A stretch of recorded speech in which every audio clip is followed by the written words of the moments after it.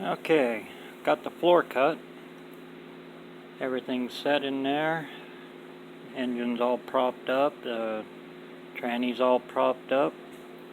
But I gotta bring it another inch up.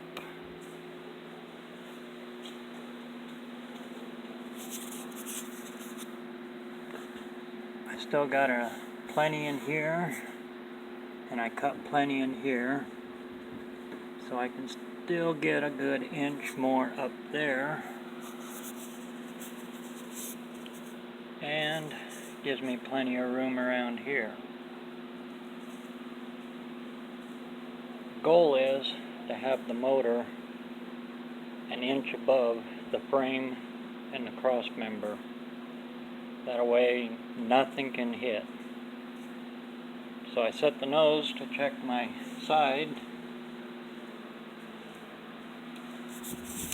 and dilemma number 2. You can see right there, kinda. It's hard to see with this, but I got a steering box in the way. So I got the whittle in here to do now. My frame horns come in pretty good. And then I got to move that core support. All of this here. This is going to have to come up, be shortened down. We'll figure that out. But she's coming along.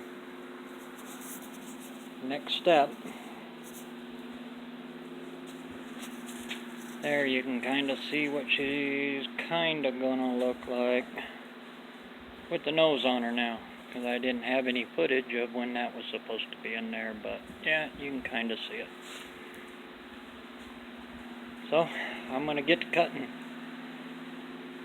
Hopefully when you see it again, that nose will be set where she's supposed to be setting.